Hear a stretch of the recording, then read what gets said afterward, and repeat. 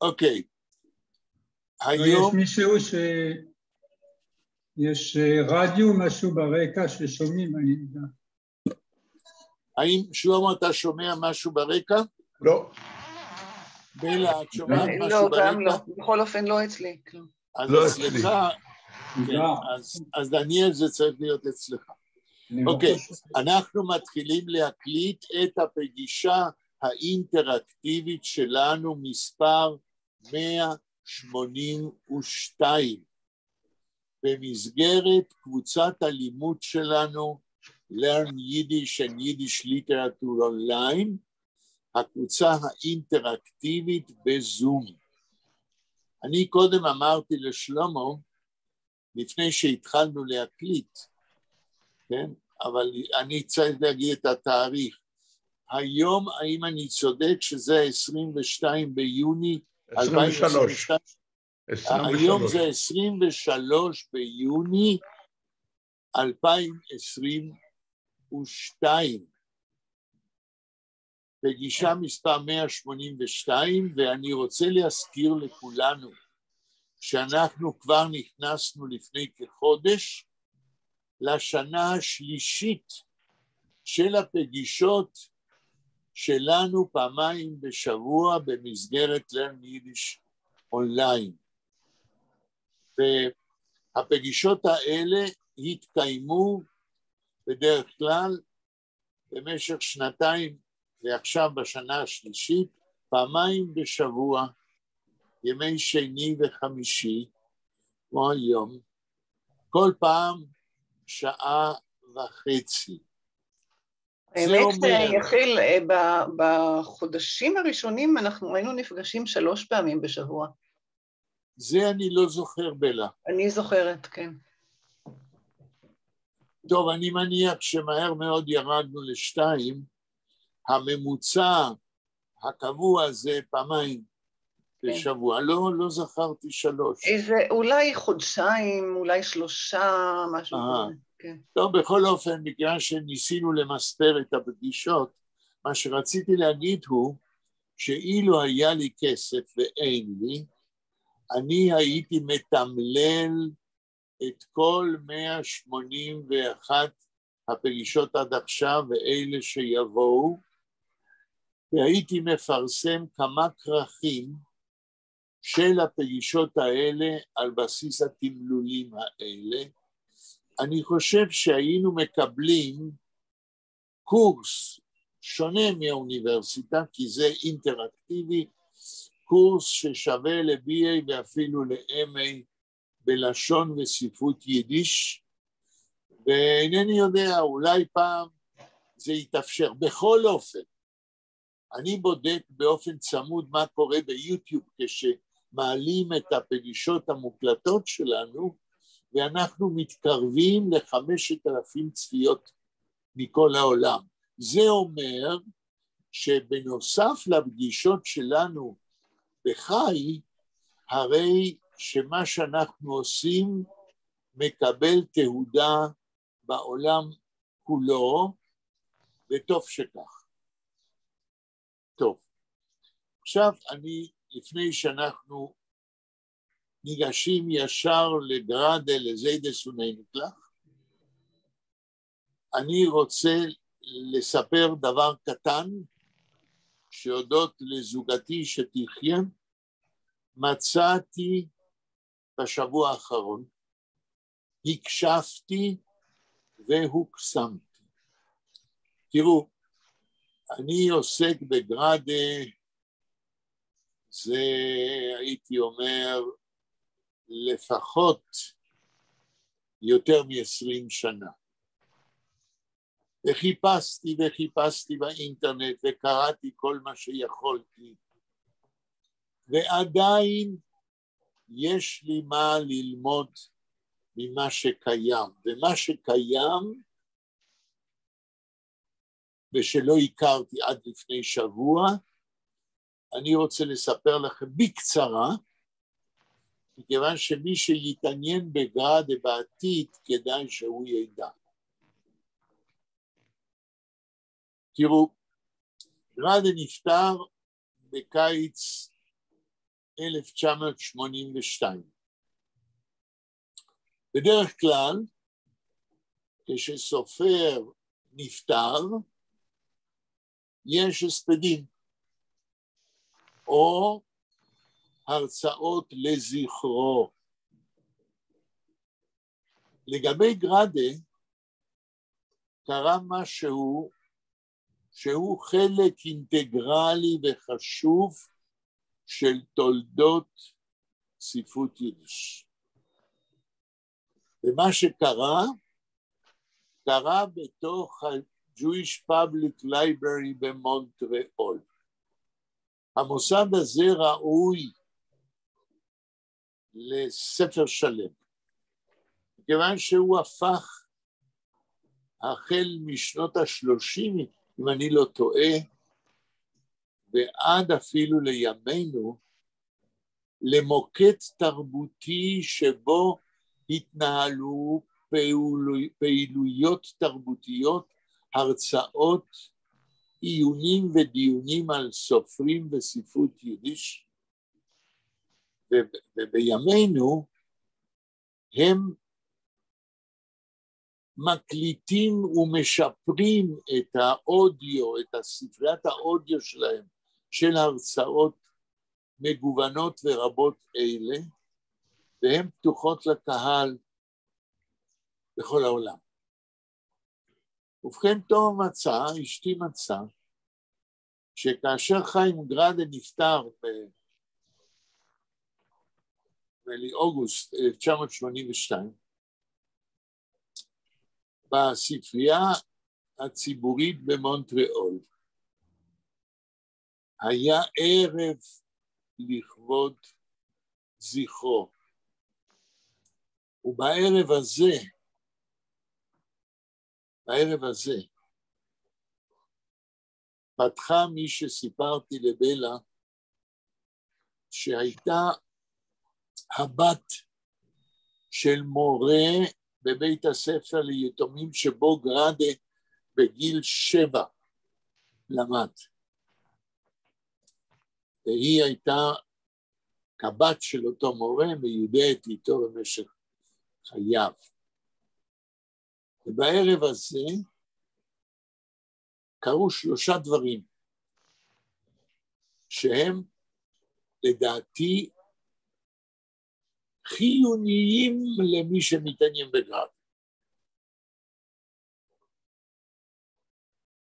נישאו 2 הרצאות לזכרו מטעם 2 סופרי יידיש חשובים ביותר בתולדות ספרות יידיש במאה ה-20. הראשונה שדיברה על גראדה לזכרו הייתה חווה רוזנפלד. דניאל, שמעת את השם שלה? לא, עוד פעם לא שמעתי השם כל כך טוב. אוקיי, שלמה, שמעתי את השם חווה רוזנפלד? פעם אחת ממך. לפני רבע שעה. כן. אז לא שמעת. בלה, שמעת את השם חווה רוזנפלד בלימודייך בחוג ליידיש באוניברסיטה העברית? כן, שמעתי עליה. היא הייתה סופרת, היא כתבה שירה ופרוזה, אבל מעבר לזה היא הייתה גם, היא הקליטה, זאת אומרת, הקליטו אותה קוראת שירה, ומאוד מיוחד, זאת אומרת, ההקראה שלה מאוד מיוחדת, מאוד תיאטרלית, כן. דרמטית. עוד איזה פרט ביוגרפי עליה? היא הייתה בגטו לודג' אם אני זוכרת נכון. נכון. כן. אוקיי. אז לאור מה שאתם לא שמעתם, ואני לא ארחיב את הדיבור, מפני שאז אנחנו גולשים לנושא אחר שלם, חווה רוזנפלד הייתה בת 18 בזמן השואה והייתה בגטו לודג', וכבת 18 היא כבר הייתה סופרת בגטו, וכבר השתתפה בחוגי ספרות שהיו בגטו לודג'. ואחרי המלחמה היא כתבה טרילוגיה, 3 כרכים עבים, דוס בוים פון לבן.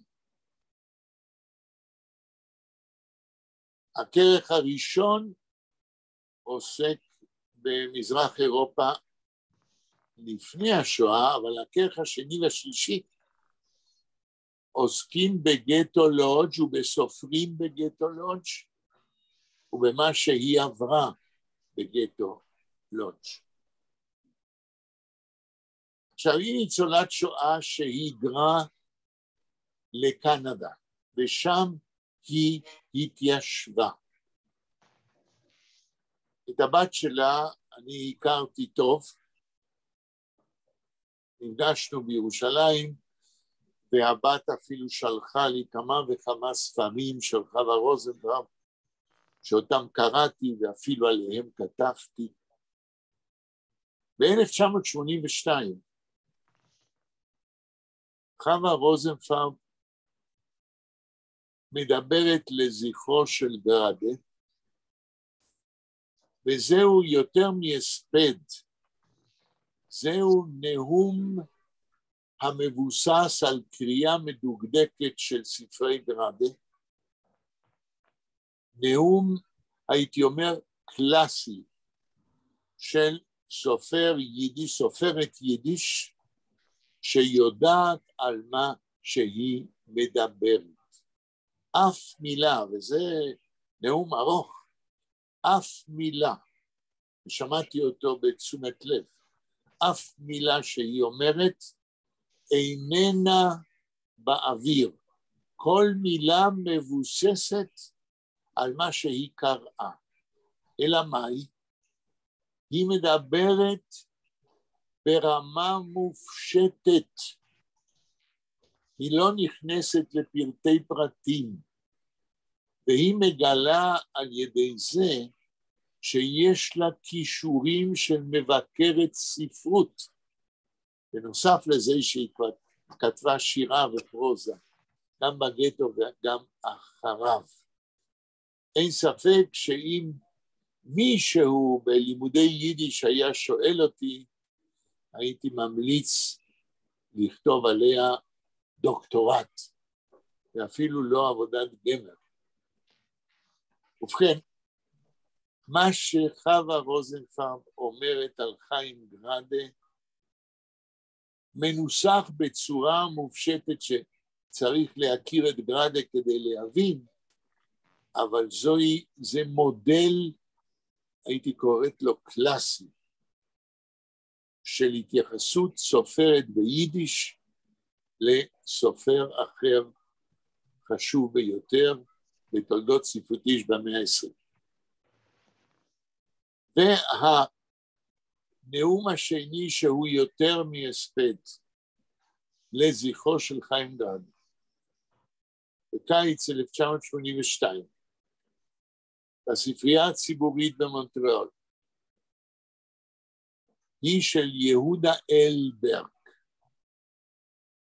סופר יידיש שמניח שאף אחד מכם לא שמע. דניאל, שמעת את השם יהודה אלברג? לא, לא שמעתי. שלמה, שמעת את השם? לא.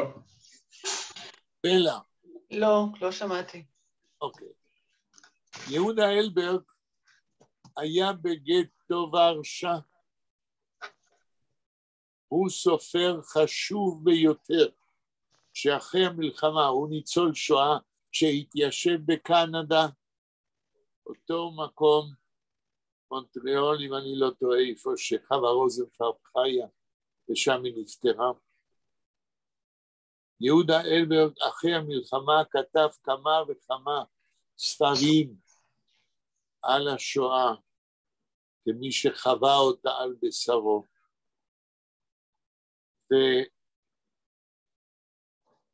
לא כתבו עליו כפי שמגיע לו, וכשהוא הגיע לקנדה והתיישב שם,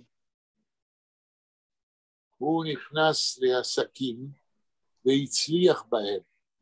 זאת אומרת, מבחינה כלכלית הוא לא היה תלוי באף אחד. וזה עזר לו לפרסם ולכתוב את הספרים שלו. וגם הוא דיבר לזכרו של חיים גראדה על בסיס ידיעה של כל כתביו. אמנם בסגנון קצת שונה מחווה רוזנפלד, אבל גם הנאום שלו הם לדעתי תרומה חשובה להבנת חשיבותו של גראדה. הדבר השלישי שקרה באותו ערב, שנתנו לגראדה בשביל הארכיון של קולם של סופרי יידיש, נתנו לו לקרוא כמה משיריו שהוא בחר. ובאותו ערב אפשר לשמוע את חיים גראדה עצמו קורא משירתו. וזה פחות לא חשוב כדי להבין את האנרגיות ואת הכוח הרטורי של גראדה כנואם וקורא משירתו.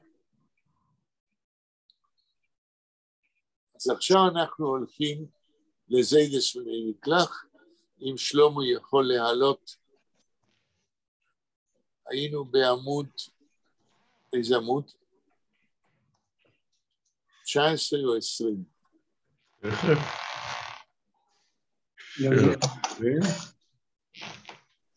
אם יש שאלות על מה שנאמר עד עכשיו, בבקשה, אם לא נמשיך. באיזה עמוד אנחנו, אתה אומר? נדמה לי 20. בלה, את זוכרת? דניאל? אנחנו בזיידס ונייניקלך או בדוב סדן? בזיידס ונייניקלך. כן, נחמה, שבארצות הברית, בקנדה קוראים לה נעמי, אמרה שהיום היא לא תוכל להגיע, אבל אולי אנה עוד מעט תגיע. אני בשיעור האחרון לא השתתפתי, אני לא יודעת אם אתם המשכתם עם זיידס ונייניקלך או... עד כמה שאני זוכר, בשיעור האחרון הרחבנו את הדיבור על כמה עניינים, והגענו לזיידס ונייניקלך לקראת הסוף. על מה דיברנו בשיעור האחרון, אם אני זוכר, אני חושב שדיברנו על 3 סרטים דוקומנטריים, שגם טובה מצא לי, על ישעיהו ליבוביץ'. לא, זה היה עוד בפגישה שאני נכחתי. כן. אגב, אני ראיתי את הסרטים האלה, כולל השיחה עם רוזנווקס. מה את אומרת? כן, תשמע, ליבוביץ' לא חדש בשבילי, השיחה עם הבמאי הייתה מעניינת, והשבוע, בעצם אתמול, עלתה סדרה נוספת של יונתן ניר על הרמב"ם. גם יפה. כן סדרה של 3 סרטים שנעשו על ידי אורי רוזנווקס. כן. אחד מהם הוקרן, אני לא ראיתי את זה, אני אראה את זה בהמשך, כי זה זמין לצפייה עד יום רביעי בשבוע הבא. יפה. טוב שאת אומרת, שמעתי גם על זה.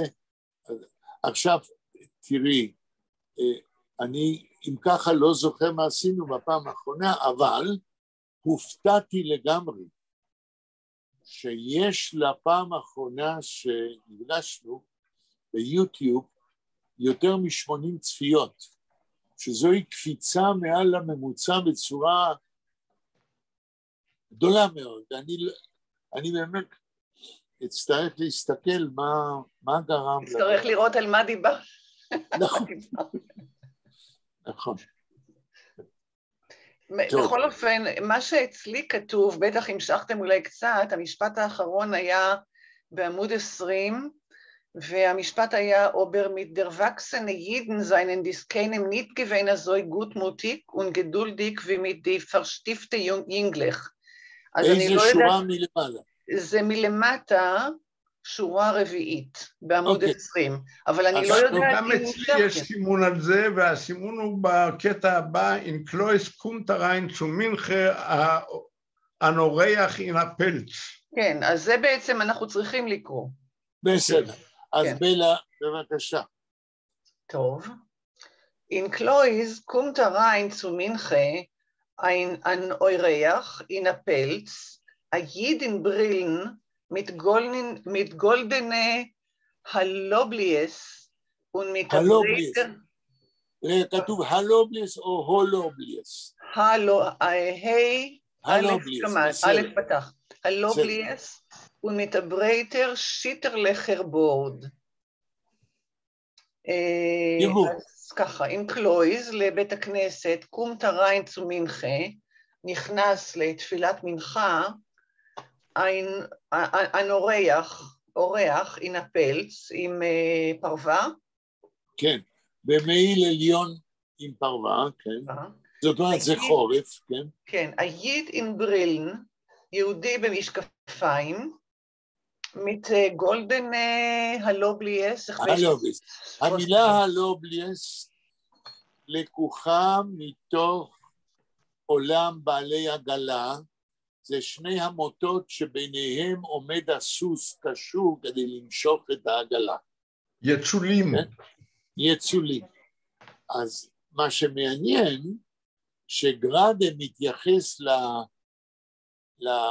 לשני הקווים האלה של המשקפיים שמחזיקים מאחורי האוזניים את הידיות של המשקפיים, כן. כן, כאילו האדם נרתם, כן, לעגלה של סוס, אבל הוא נרתם למשקפיים. הלובליס, כן. די גומבה, קוקטרויס, דוך, אות דר בורד, רגע, und ברייטר, שיטרלכר בורד. נכון, כן. בשידוש. und mit der breiter Schitterliche Bord, עם זקן רחב, דליל, שיטרלך. דליל. כן. שיטר זה דליל. כשאנחנו אוכלים מרק שהוא דליל, אז זה מה השיטר זופ. אוקיי. נמשיך. די גומבה קוקטרויס דוך, אות דר בורד, נקט ונקנטיק וישטיין אין פלד. מעניין. הסנטר נראה דרך הזקן. לא, קוקטרויס זה אקטיבי, זה לא פסיבי. מציץ. הסנטר מסתכל, מביט דרך הזקן. מביט דרך הזקן. הסנטר לא נראה אלא הוא מביט. אוקיי. כן. דוך, כאילו דוך אות דר בורד, דרך הזקן, נקט ונקנטיק, עירום זוויתי, וזוויתי, הקנט זה זווית. וישטיין אין פלד, כמו אבן בשדה. זה תיאור מאוד יפה, כן, עם כישרון בלתי רגיל לתיאור פנים של בן אדם. הלאה. רגע. bei der Stiller 18 שוקלן זיך די אלטה בלבטים ומתיק פרטרחט geglichen zur Schure Krume Verbes mit arop gehangene Zweigen beim Wasserbreg. רגע, פה אני חייב להגיד משהו לגבי גראדה והסגנון שלו לפני שאת מתרגמת.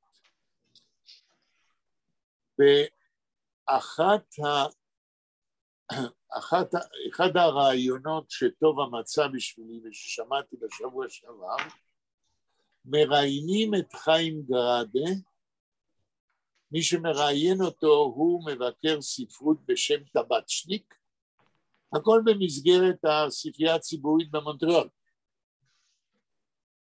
ומראיינים אותו על כתיבתו כסופר. רעיון ארוך ומעניין ביותר. ואותו טבצ'ניק שואל את גראדה, מה אתה יכול להגיד על ההבדל בין כתיבתך השירית לכתיבה שלך בפרוזה? ואין ספק שזוהי שאלת מפתח, כי הרי גראדה, כמו שאנחנו יודעים, עבר משירה לפרוזה, אבל אחרי המלחמה, אבל אחרי המלחמה כניצול שואה, הוא המשיך לכתוב גם פרוזה וגם שירה, והשאלה היא מעניינת ביותר. מה דוחף אותו לכתוב שירה, ומה דוחף אותו לכתוב פרוזה, ומתי הוא מחליט ככה, ומתי הוא מחליט אחרת. אני כמובן לא אכנס לכל הפרטים של התשובה של גראדה, אבל תשובתו היא מעניינת ביותר, והיא נאמרת, כששומעים אותו מדבר, היא נאמרת מתוך רצף אמוציונלי, לא מתוך הראש בלבד. רואים שזוהי שאלה שנוגעת בלב ליבה של הפואטיקה של גראדה. ואז אני אתמצת במשפט אחד או שניים מה שהוא אומר. הוא אומר, יש שאני כותב שירה ולמעשה מתאר משהו בפרוזה, ובלי שהוא אמר את זה, אני חושב שהוא מתכוון לפואמה הארוכה, שעוד לא פורסמה עד היום, שהוא כתב ב-1938, על חורבן יהדות מזרח אירופה, ב-38. והוא אומר, ויש שכותבים פרוזה, והיא כולה כתיבה פואטית, שירית. מה שבלה קרא עכשיו, המשפט הארוך הזה, מלא ניסוחים פואטיים, אף על פי שגראדה כותב פה סיפור. אבל כשהוא רוצה לאפיין בן אדם, או יחס בין בני אדם, לצד הסיפור העלילה, יש לו חומר גדוש של פואטיקה בתיאור. בסיכום, מה שאני אומר, גראדה מעולם לא הפסיק להיות משורר, אבל אחרי המלחמה הוא נאלץ להיות פרוזאיקון, בגלל שהוא הרגיש חובה להנציח עולם שנחרב, והעולם שנחרב הוא עולם של יום יום, עם הטיפוסים שלו. בזמן ששירה מבוססת הרבה מאוד על החוויות האישיות של המשורר, הרי שפרוזה חייבת לתת תמונה מחוצה לו. ובדילמה הזאת של גראדה המשורר, הנאלץ להיות פרוזאיקון, עולה חיים גראדה הסופר, ולדעתי הוא מצליח לשלב את ה-DNA שלו כמשורר עם החובה שלו כסופר אחרי השואה. עכשיו בלה, 2-3 מילים של מה שקראת ותרגום. bei שטילר 18, לא 18 אלא דר שטילר 18. 18? כן. שוקלן זיך די אלטה בלבטים. תרגום. בתפילת 18 השקטה, שוקלן זיך מתנועים די אלטה בלבטים, בעלי הבתים הזקנים. בבית המדרש, כן. ומתיק פרטרחט, עצובים ושקועים במחשבות, מהורהרים, גגליכן צו אשורה קרומה ורבס. הופה. ברגע שגרד, לפני שאת מתרגמת, ברגע שגרד משתלט במילה גגליכן, שהתרגום שלו זה הדומה ל, זאת אומרת, אותם זקנים בבית המדרש, בזמן התפילה, מתנועים בעצבות ומהורהרים, והם דומים גגליכן. ברגע שגרדה אומר גגליכן, הוא משתמש כמשורר, ולא כפרוזאיקון, הוא משתמש במה שאנחנו קוראים דימוי, כן? הזקנים דומים גלייך זה ישר, גגליכן, דומים אז גרדה מכניס אותנו כאן, לא למטאפורה, אלא לדימוי פיוטי. מהו הדימוי, בלה? צו אשורה קרומה ורבס. תרגום. לשורה של ערבות. עצי ערבה עקומים. מתערופ גהנגן צוויגן, עם ענפים תלויים כלפי מטה. למה הוא אומר, אני שואל, למה הוא אומר ענפים תלויים למטה? כי זה הצורה של עץ הערבה. מעל לנהר, כן? בשפה של הנהר. כן, בווסרברג. הנה, בווסרברג. אצל גדת הנהר. כן. Der Eurech steht gleich, eingewachsen wie ein Demb, und sein Surdut mit dem Spalt von hinten ist ein Spogelneier. Spogelneier, nicht wie die ausgeriebene und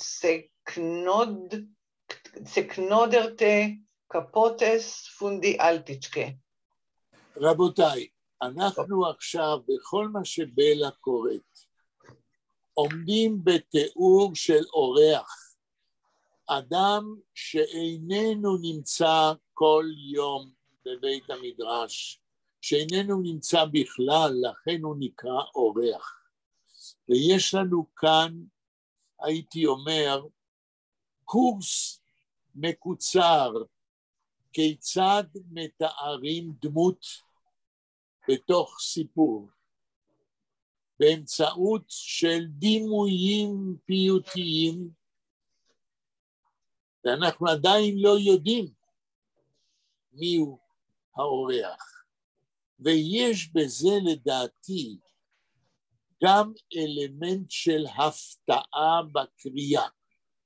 הקורא של הסיפור מצד אחד רוצה לדעת מי האורח, אבל מצד שני התיאורים הפיוטיים של גרדה לדעתי הם כל כך חזקים וכל כך משפיעים על תיאור הדמות שהם מסקרנים כשלעצמם. גרדה עושה פה משחק של סופר שהייתי אומר מתחנחן לקורא, דוחה את מעשה הסיפור, אבל מצד שני מפצה את הקורא על ידי תיאורים פיוטיים חדשניים שמוסיפים לתיאור. אני לא מפסיק להתפעל מהיכולת הספרותית של חיים גרדה. תמשיכי.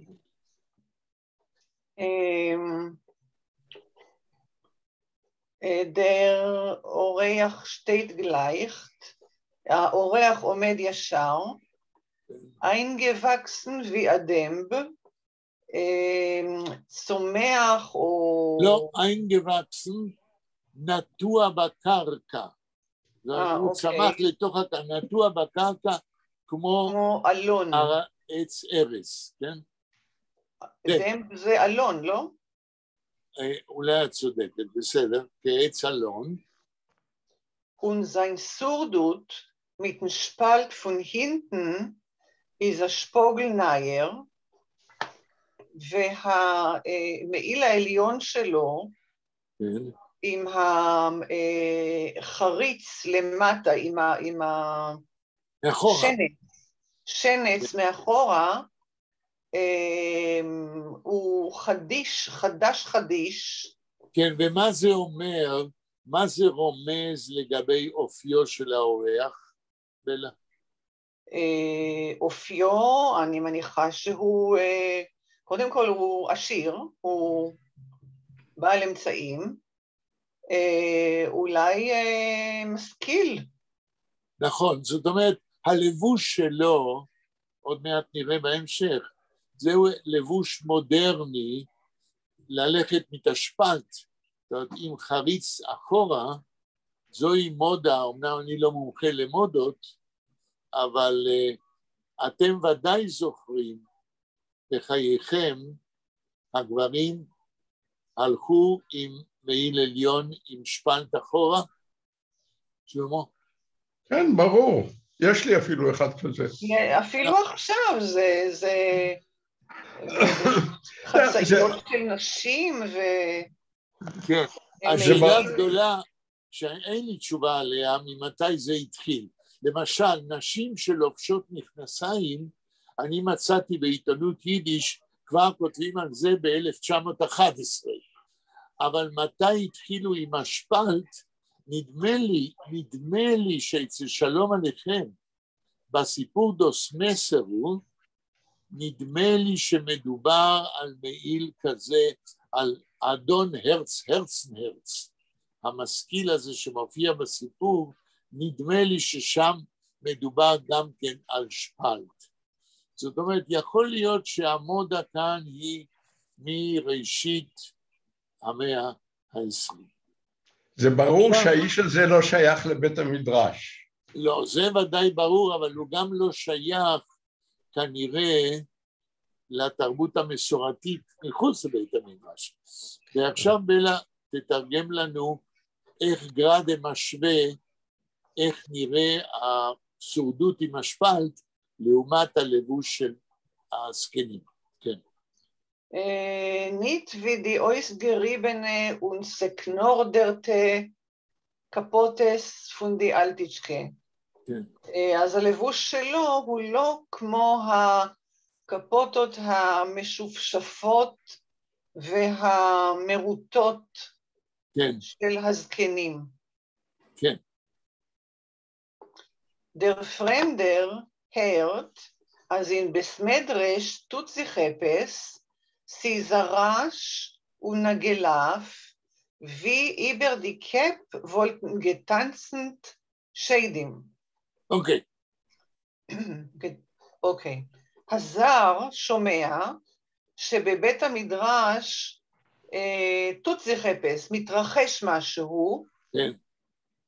ציזרש ונגלף, יש רעש וצחוק, אני מניחה.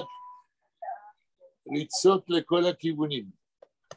לא יפני, כן. גלף זה ריצות? לא יפני, כן, ריצות. אוקיי. Wie über die Kepp wollten getanzt Schädim.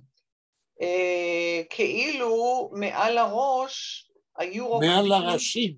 מעל הראשים, קאפ. נכון. היו רוקדים שדים. כן, עוד משפט. Wenn der Rob dem Kopf von der Wand, wo steht, שמיניסרה, שימינסרה, אני צריכה לכתוב לי איזה, אחרת אני לא אזכור. שימינסרה, und זאת הבנדה לבוסס. לא בוסס, לא לבוסס, לא בוסס, לא בוסס, זה קומץ, נכון, כן. ונדר אופ דם קופ פון דר ונד, הוא מכופף לא מכופף, אלא מפנה. מפנה את הראש מהקיר. למה הקיר? פונדרווז. למה הראש שלו היה על הקיר? שם הוא עומד, בוורשטייט. למה הוא עומד עם הראש מול הקיר? כי זה שימינסרה. שימינסרה, והוא צריך לפנות למזרח. אז אולי זה המזרח? כן, אוקיי. אז הוא מפנה את הראש מהקיר, אונדרזט הבנדה לא בוסס, והוא רואה בנדה, קבוצה, יותר מקבוצה, בנדה, זאת אומרת... כנופיה, כן, לא בוסס. לא בוסס. האם מישהו שמע בימי חלדו את המילה לובוס? דניאל? לא בוסס זה פרחחים. כן, מאיפה אתה יודע? מידיעה אישית. מידיעה אישית. גם הסבא שלי, כשהיה כועס עליי, נדמה לי שהוא היה קורא לי לובוס. עכשיו, מהו השורש של המילה הזאת לובוס? פרחח, אבל זה יותר מפרחח. פרחח אלים. מה זה לובוס לדעתכם? לא יודע. בלה, את יכולה להסתכל אצלך בוויינרייך? אני מסתכלת, ומה שאני רואה זה אורצ'ין יאנג רסקל, אבל אני לא יודעת מה זה. כן. אבל לובוס סבטה זה מיסצ'יפס נוטי, זאת אומרת פרחח, שובב. אני שואל, בסדר, אבל אני שואל על המקור, נדמה לי, כן, אנחנו לא ניכנס עכשיו לחקירה יותר עמוקה, אבל נדמה לי שהמילה לובוס באה מהמילה הלטינית לופוס. אתם יודעים מה זה לופוס? זאב. זאב, בדיוק. זאת אומרת, חיה אלימה, כן, שנוכחותה בחברה האנושית מסכנת אותם. אדם לאדם זאב, יש שם בתוך זה את הלופוס הזה. בדיוק, בדיוק. הלאה, בלה. Sie spielen sich zwischen die Bank in Jogenisch und Chapenisch, Ständers fallen mit der Knack. תראו. Sie spielen sich zwischen die Bank, הם משחקים להם בין הספסלים, כן. in Jogenisch und Chapenisch, ולרדוף ולתפוס. כנראה שבמשחקי ילדים, אני חייב לשאול אם אני עוד אוכל לדבר איתו על זה, עם יצחק גנוז, על משחקי ילדים בווילנה, כן? יוגניש זה כנראה משחק ילדים, וחפניש גם. זה נראה לי כמו תופסת כזה, לרדוף ולתפוס, כן. כן, כנראה. אבל יצחק גנוז כתב מאמר שלם על משחקי ילדים בראשית המאה, כן, בלידה, בווילנה. יכול להיות שהוא ידע להגדיר יותר טוב את הדברים. הלאה. שטנדרס פלן mit der Knack. מעמדים של ספרים נופלים מתקנק, עם כל... בצליל חבטה. חבטה, כן. Zwei von den Lobuses, Buschewen auf der Bühne, springen einer gegen anderen, wie die Beck und schleppen herab dem Zudeck von Schulchan. אוקיי. Zwei von den Lobuses, שניים מהשובבים, מהפוחזים. כן. בושבן, מה זה בושבן? בושבן, מי מכיר את המילה אצלכם? דניאל? דניאל, אתה שומע? לא, בושבן לא. אני חושב שזה מההקשר, משתוללים. נכון. בושבן זוהי מילה ידועה ביידיש, כן, להשתוללות. כן. אוקיי, משתוללים, רגע, איפה אני? אפדר בימה, על הבמה, הם משתוללים על הבמה, שפרינגן איינר קגן אנדרן, קופצים אחד מול השני, כן. וידיבק, מה זה בק? מה זה בוק ביידיש? ביחיד זה בוק, ברבים זה בק. אולי פרים? לא, תיישים כנראה. כן? אוקיי. כן, כתיישים. רק שנייה, אני רושמת לי. ונשלפן הרופ דם צודק פון שולחן, ומושכים למטה את הכיסוי של השולחן. כן, ששם מניקים את ספר התורה. כן. שלמה. אוקיי. תמשיך קצת. הגרסר חידוש, fahren אורח in die Haltung von die ständige Kreuzsitzer und מתפללים. עד פה. לפני שאתה מתרגם, אני רוצה להעיר שגרדה איננו נתקע, הוא לא נשאר תקוע בתיאורים הפיוטיים, והוא מפעיל הלאה את העלילה. איך הוא מפעיל את העלילה? אחרי שהוא תיאר באופן פיוטי את האורח, שאחר כך הוא מחמיר עוד יותר את הזרות שלו וקורא לו הפרמדר, הוא מתאר כיצד נראים הילדים האלה, שקודם, כמה פרגרפים קודם הוא תיאר איך הם רצים ומשחקים, איך הם נראים בעיני האורח. זאת אומרת, אנחנו מקבלים שתי הצצות על מה שקורה בבית המדרש. מנקודת הראות של הזקנים, גרדה מתאר שהם נותנים לילדים להשתולל ולרוץ, ועושים את עצמם כאילו הם לא רואים מה קורה. מנקודת הראות של האורח, מקדם גרדה את העלילה, ואומר איך באמת נראית ההשתוללות בעיני אדם זר שזה עתה בא מבחוץ. אני מלא התפעלות מהמנגנונים שגרדה מפעיל מבחינה ספרותית כדי להפעיל את העלילה, כדי להניע את הסיפור, ותוך כדי כך לא לוותר על תיאורים פיוטיים. שלמה, תתחיל את המועד 2-3 מילים. נוח הגרסר חידוש, עוד חידוש נוסף. לא, הגרסר עוד חידוש גדול יותר. נכון.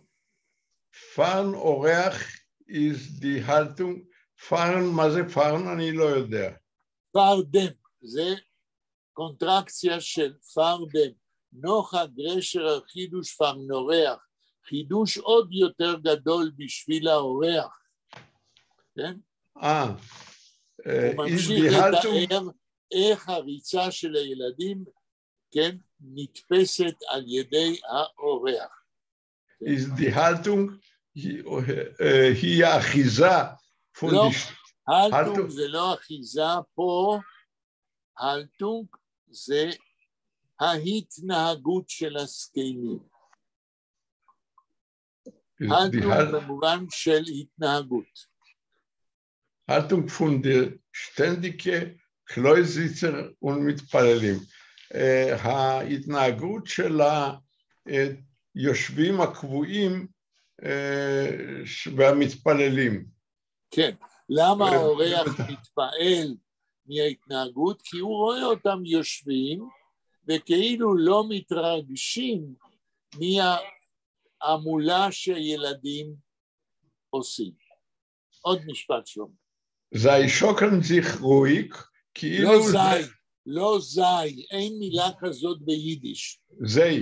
sei schocken sich ruhig, כאילו sie wollten nicht gehört den Tommel, der Herr לא תומל, וו ביידיש זה או, ולא או כמו בעברית. dem Tummel der Herren jo, no skimert sie nicht.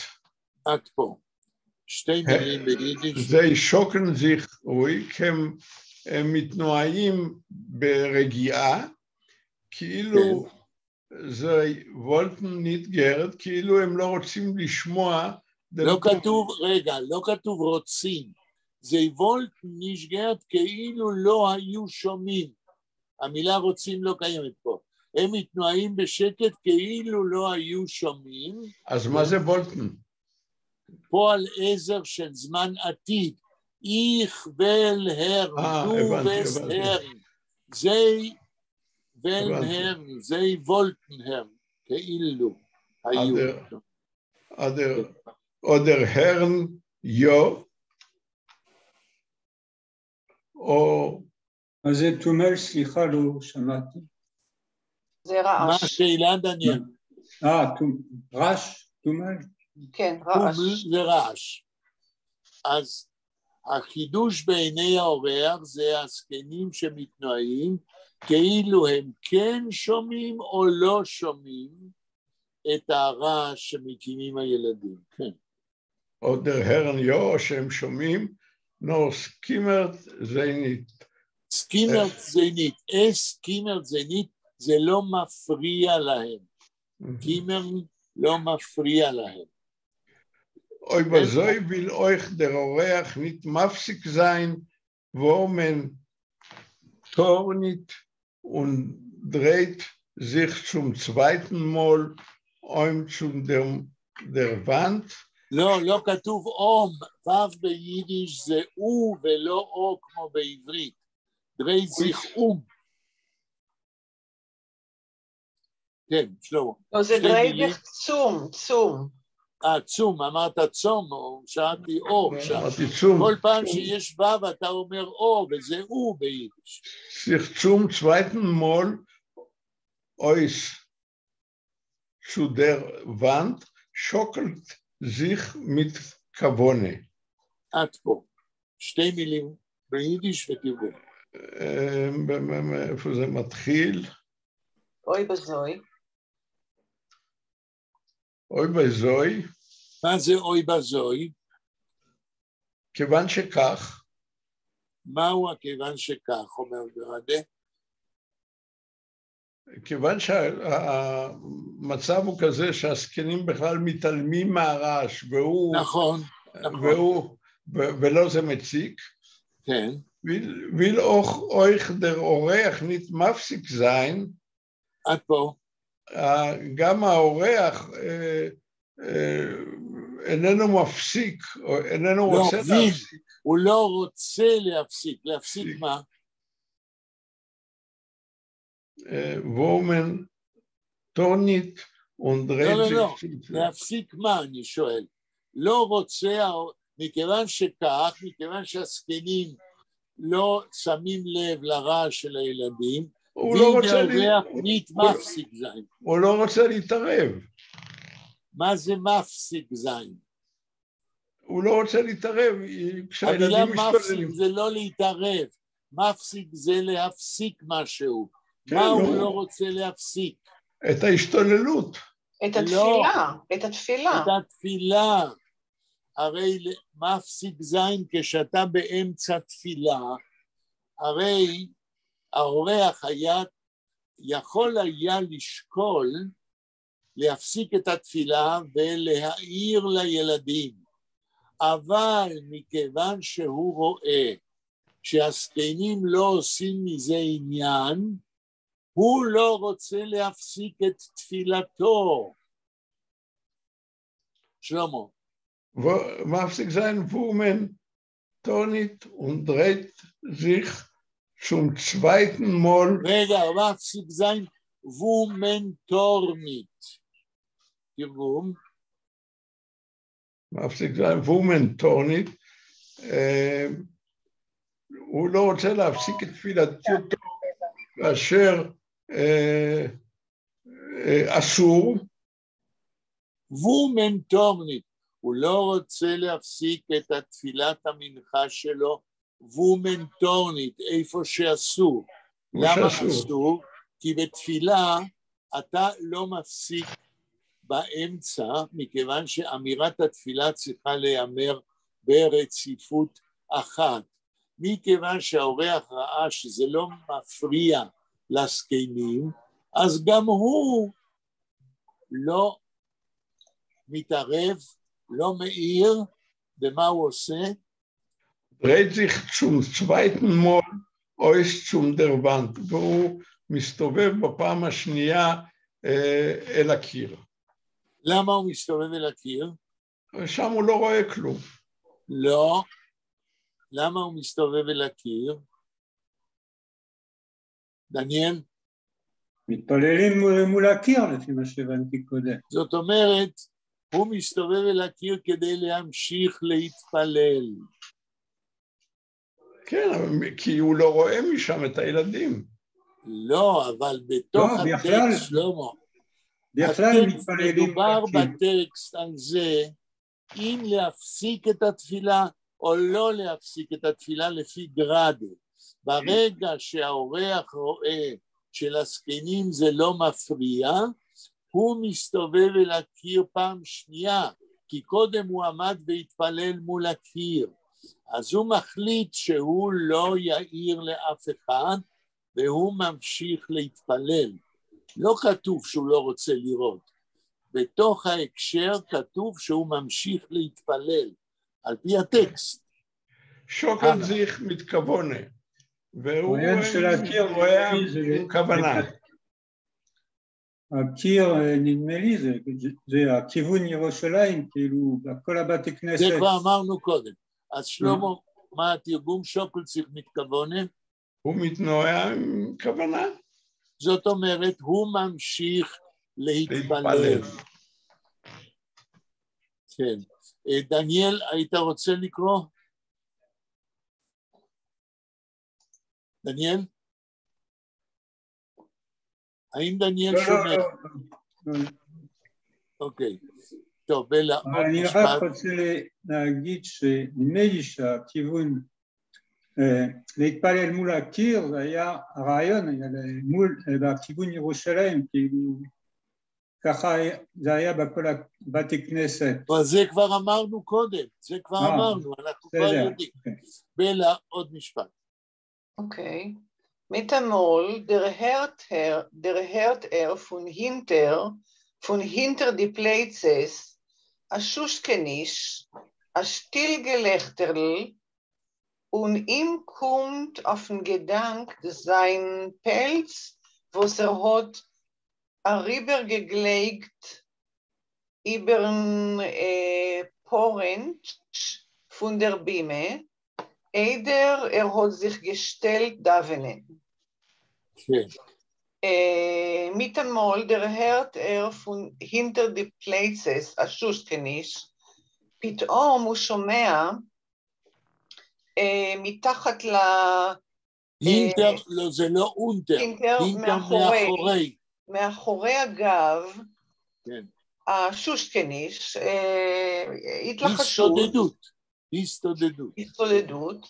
השטילגלכטר, צחוק שקט, גלכטרל, צחוק קטן שקט, כן. und ihm kommt auf den Gedank sein Pelz, ומגיעה אליו מחשבה על הפרווה, was hat rübergelegt über den Porent von der Bime.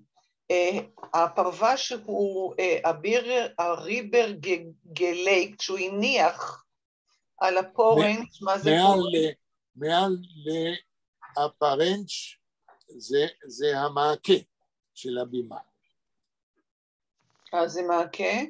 כן, מעקה. פרנץ'. פונדר בימה, איידר ארהות זיך גשטל דוונן, לפני שהוא נעמד להתפלל. טוב, עכשיו יש לי שאלה לכולכם, ואנחנו, אני מקווה, נקבל תשובה סופית כשנמשיך לקרוא. מי אתם חושבים הוא האורח הזר שדרכו גראדה מספר מה קורה בבית המדרש? דניאל. לא ברור לי. שלמה. אין לי מושג. בלה. בשלב הזה קשה לדעת, הוא נשמע כמו משכיל, כאילו, אבל שומר מסורת, כן? אוקיי, שומר מסורת.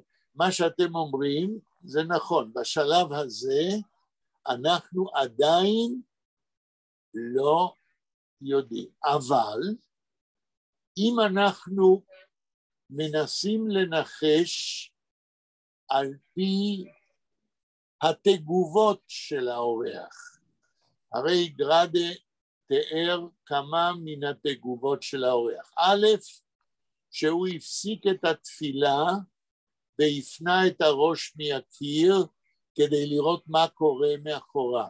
ב', שהוא הסתכל על הזקנים, וברגע שהוא ראה שזה לא מפריע להם, או שהם עושים את עצמם שזה לא מפריע להם, הוא חזר אל הקיר והמשיך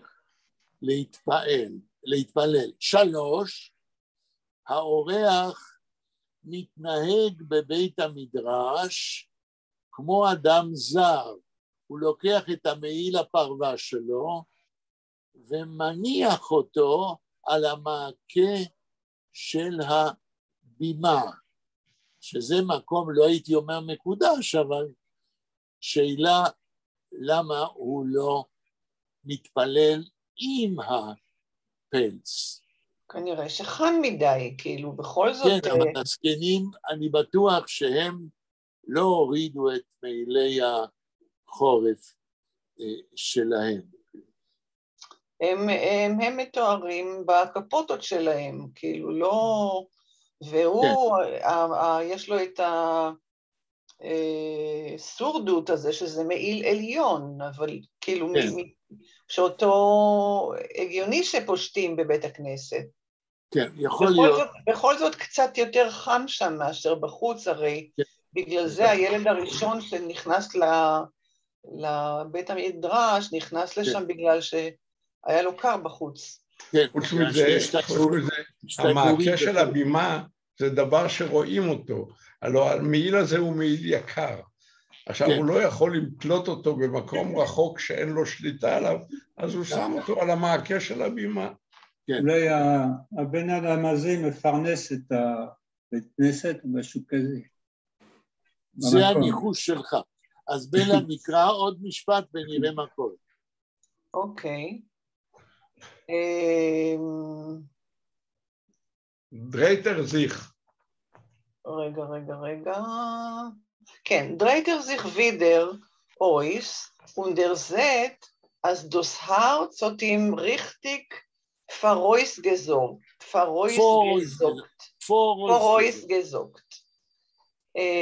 הוא Dreiter sich wieder, הוא מסתובב שוב, und sieht, als das Herz hat ihm richtig vorausgesorgt. והוא רואה שהלב אמר לו... ניבא לו נכון. מה?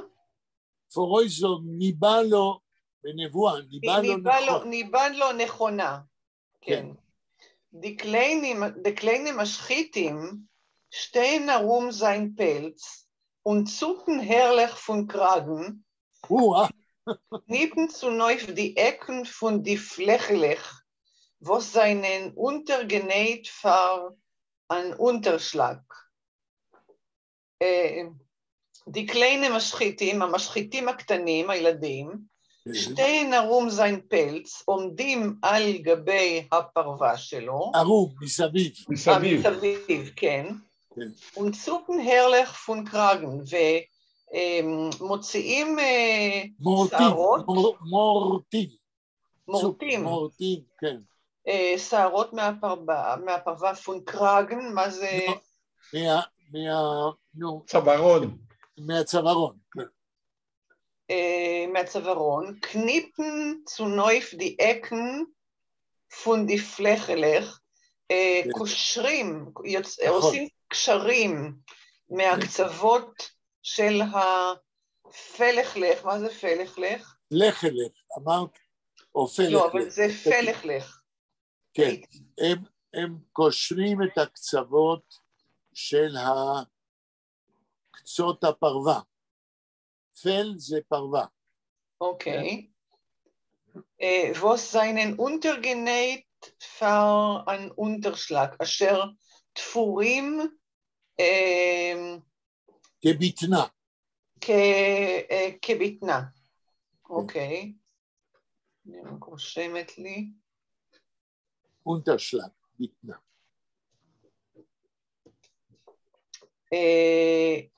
Nur wie die Maschitim der Sehn, als geht das Spann zu sehen mit Rugse und warft mit die Hand auf Sturmloschen, zerläufen sie sich. אבל nur gleich wie die Maschitim der Sehn, רק ברגע שהמשחיתים מבחינים, אז הרגיט אשפן צוזי, שהוא גיט אשפן נמתח אליהם? לא, אשפן נותן צעד, הוא צועד לקראתם, צעד אחד, אשפן, זה צעד אחד. הוא צועד אליהם, מתרוג זה, בכעס, und warf mit die Hand auf Sturmloschen, ומראה, זה זורק עם היד, כי אסור לדבר, הרי זה תפילה. זה באמצע תפילה, כן. auf Sturmloschen, בלשון אילמת, או, כאילו הוא אומר להם משהו, אבל לא אומר להם, חבר'ה, תפסיקו. זה לא יפן זיזך, הם בורחים. רבותיי, עדיין אנחנו לא יודעים מיהו הפרמדר. אני מוכן לנחש, ואני מנחש לא מפני שאני יודע את ההמשך, כי אני לא זוכר אותו מיהו הפרמדר, אבל תיאורים כאלה מפורטים, אולי הכוונה לגרדה עצמו, שהרי בתיאור שגרדה אומר על הפרמדר, על האורח, הוא אומר שיש לו זקן, ואנחנו יודעים שחיים גרדה, גם כשהוא עזב את בית המדרש ואת הישיבה, וכתב שירים ביידיש בהתחלה, ב-1932, בראשית שנות ה-30, היה לו זקן. כן? זה אנחנו יודעים מהביוגרפיה שלו. אבל בסיפור זיידס ונניקלח, גרדה לא מסתפק בלתאר את הפרמדר בעל זקן, אלא הוא מדבר על הסנטר, כן? השפיצי שמסתכל מתוך הזקן. והלבוש הוא לבוש יותר מודרני. אינני יודע, אנחנו נראה בהמשך. עוד משפט פלא. אוקיי. noch Minche fragt der Oreach des Kenem, sie in Klois Jaschen gefind sich euch Klois Joschen gefind sich euch a Cheder verjünglich und vers ist der Melamed. Okay. noch Minche fragt der Oreach des Kenem, אחרי המנחה, אחרי תפילת מנחה, שואל האורח את הזקנים, sie in Klois Joschen, האם בבית הכנסת הישן, גפין זיך אורך החדר פריינגלך, יש גם חדר בשביל ילדים, חדר במובן של מקום לימוד. חדר, אוניברסיס דר מלמד, ומי המלמד? כן. in Klois Joschen gefindt sich euch a Cheder verjünglich und mir alle seinen die Melamdim. כן, בבית הכנסת הישן יש גם חדר בשביל ילדים, וניר אלה זיינן די מלמדים, אנחנו כולנו המלמדים. בתשובה הזאת של הספנים בולטת עובדה אחת מוזרה. אף פעם במערכת החינוך המסורתית אין קבוצה של מלמדים בחדר. תמיד בכל חדר יש רק מלמד אחד. זאת אומרת, ברגע שגראדה שם בפי הזקנים תשובה כזאת כללית, הוא רומז על כך שהעניין הוא לגמרי לא מקצועי. זה הרי מתואר גם עד עכשיו, שהתחיל מילד אחד שהגיע לבית כנסת, והוא הביא את החברים שלו, כן. וכל אחד מהזקנים רוצה לתרום משהו לחינוך היהודי של הילדים האלה. זאת אומרת, יש לנו כאן תיאור של התפוררות המסגרת החינוכית על פי המודל הישן, ובעיה, כן? אתה לא יכול ללמד ילדים בצורה התנדבותית סתם. עוד משפט. Und mir sind alle seinen die Melandim entfert einer von der zerstrahlte und beglickte Skenim.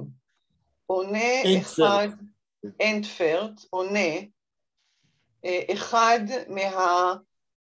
מה זה צשטרלטה? מלאי עיניים שמאירות, הם כולם רואים את זה כדבר חיובי, זאת אומרת, יש כאן רצון, אבל אין כאן ידע. שטרל זה אורות של אור, כן? קרני אור. הם עונים לו בפנים מאירות. ובגליקטה? גליק זה אושר. הזקנים נראים מאושרים, כן? ופניהם מאירים, הם לא מבינים שהרצון שלהם לא מספיק כדי לנהל חינוך כמו שצריך. כן. Kennt ihr die Bodjungen nicht an Einhalten von Buschewen? האם אינכם יכולים לעצור את הצעירים האלה מלהשתולל? כן, בודיונג, האם מישהו מכם שמע את הביטוי בודיונג? דניאל? לא. שלמה? לא. בלה? לא שמעתי. אני כן. אוקיי. ככה סבא שלי, אני חוזר, הרי חייתי עם הסבתא והסבא מצד אמי, כאשר הוא כעס עליי, היו לו כל מיני ביטויים. פעם אמרתי לכם שהוא קרא לי אומנש, לא בן אדם. ואמרתי שהוא קרא לי בעוד כמה שמות, המילה בודיונג, יונג זה נער מגודל, בבות, בבית המרזח. זאת אומרת, הביטוי בודיונג זה ביטוי של נער מגודל גס רוח, שאיננו לומד תורה ואיננו יודע מה שצריך לדעת. כינוי ידוע ביידיש היומיומית במאה ה-19, וסבא שלי היה יהודי מהמאה ה-19, בודיוק. מה אומר? במילון כתוב איידלר, good for nothing. בדיוק. הבודיום זה נער מגודל בבית לא מרזר, בבית מדרש. בוד. איך אומרים בוד בעברית? מה, מרחץ? בבית המרחץ, בדיוק. בודיום זה נער בבית המרחץ. שהוא ודאי, מניח שהוא היה צריך לעשות את העבודות הפשוטות כדי שבית המרחץ יפעל. Ich wollte solche kleine Banditen von Klois für die Kep herausgeschleppt. כן. אני הייתי תופס כאלה, מגרש החוצה או סוחב החוצה, כן. שובבים קטנים כאלה. כן, מה המילה בנדיט אומר? קלייני בנדיטן, בנדיט זה פושע קטן, אני יודעת, משהו כזה. זה פושעים שתוקפים אותך בדרכים וגונבים ממך, כן. לפעמים הם גם חמושים. אוקיי. Für die Kep herausgeschleppt. הייתי מוציא אותם, סוחב אותם בראש, מוציא אותם החוצה. כן. ורדר אורח אז'רוית פונקס. נהיה האורח ככה אדום מרוב כעס. כן. נור אויך די אלטיצ'קה ורן אופגרקט ונמן אש טרייסלן מדיהנט. רק שגם הזקנים נהיים מעוצבנים, אופגרקט. כן. ונמן אש טרייסלן מדיהנט, ומתחילים לנופף, טרייסלן? כן. מדיהנט, עם הידיים. כן. גייט אייך פונדנן, גייט אייך גזונטרהייט, und sagt und nicht kennt wie sich zu führen. Sagt uns nicht kennt. uns, כן. geht euch von dannen, תלך לך מפה, geht euch gesundheit, לך לך לשלום, לבריאות, und sagt uns nicht kennt wie sich zu führen, ואל תגיד לנו את דעתך כיצד להתנהל. Was meint ihr? Seinen amolige Zeiten? מה אתה חושב לך? זה הזמנים של פעם? Heintige Zeiten, Tormen Talmidim kein Beis-Wort nicht sagen. Mit Guten darf man gehen mit sie durchaus mit Guten.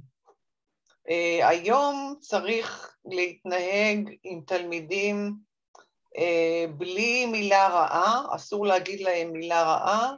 מילה כעוסה. כן, בייס-וורט, מילה... כעוסה. מילת כעס.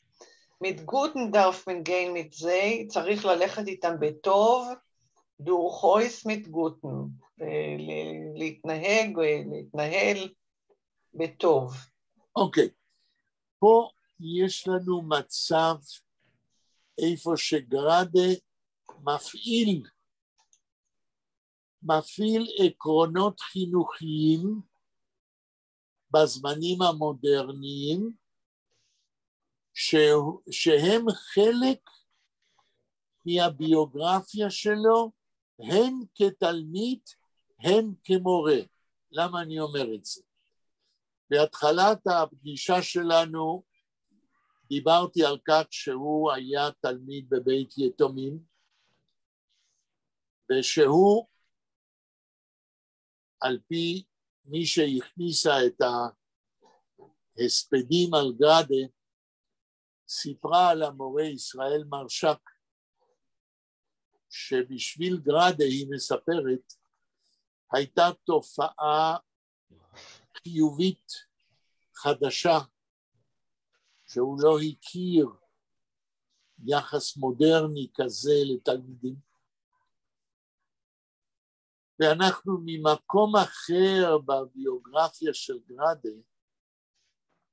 אם כי במילים ספורות הוא כותב בעצמו, שהוא היה מורה בבתי הספר החילוניים בווילנה. זאת אומרת, גראדה מכניס בסיפור שלו זיידס ונניקלב עקרונות על חינוך יהודי שהם חלק מהביוגרפיה שלו, הן כתלמיד, הן כמורה.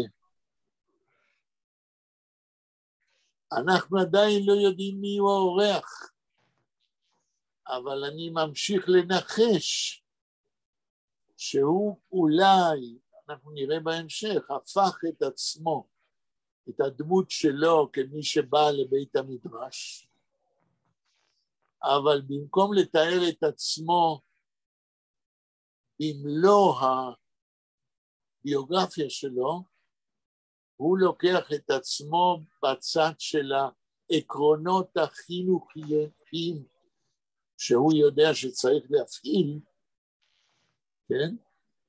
אבל הוא עושה היפוך, הוא שם את העקרונות החינוכיות אצל הזקנים, והאורח הוא זה שכאילו מגיב בצורה מסורתית שצריך לגרש את הפרחחים. ואם זה נכון מה שאני אומר, יש לנו כאן את חיים גראדה כמשחק באלמנטים שונים של תולדות התרבות של היהודים והחינוך היהודי במאה ה-20, מבלי לתאר אחד לאחד מה כל אחד מייצג, אלא מה הם העקרונות שמרחפים באוויר, ובדמויות הוא משתמש כדי לנסח את העקרונות של החינוך היהודי. לא יודע אם אני הסברתי את עצמי, אבל נראה, אני עדיין לא יודע מי הוא האורח. אז ואלה עוד משפט. Der Jid in Pelz geht weg und quetscht mit die Achsel. Ob Mentormen nicht aufheben kann Kanschik auf kleine Maschitim, ist schon Tage Eckwelt. Der Jid in Pelz, היהודי בפרווה, geht weg und quetscht mit die Achsel. הוא הולך קווצ'ט מדי אקסלן. קווצ'ט מדי אקסלן, זאת אומרת, הוא, לא יודע איך להגיד את זה בעברית, הוא מורה, מעלה ומוריד כתפיים, מתוך שהוא לא מבין מה קורה בימינו. קווצ'ט מדי אקסלן, סליחה, קווצ'ט מדי אקסלן ביטוי מישהו שאין לו פתרון לבעיה שעומדת לפניו. כן.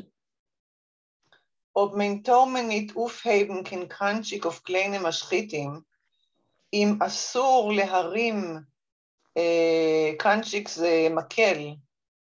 קנצ'יק זה אותו מכשיר שהרבא מפעיל כדי להכות ילדים. מקל בשביל להרביץ, כן, לא מקל הליכה.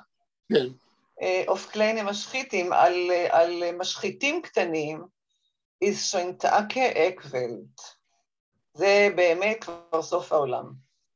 כן, אנחנו מגיעים לסוף הפגישה שלנו, אבל אני מוכרח להגיד שהיום עסקנו באורח, אבל האמת שמה שהיה חשוב אצל גראדה בסיפור כאן, זה עקרונות החינוך היהודי, שחייבים להשתנות, שמשולב בתוך הסיפור זיידס ונניקלב. האם יש לכם שאלות או קומנטרים, מילים לא מובנות, לפני שאנחנו מסיימים?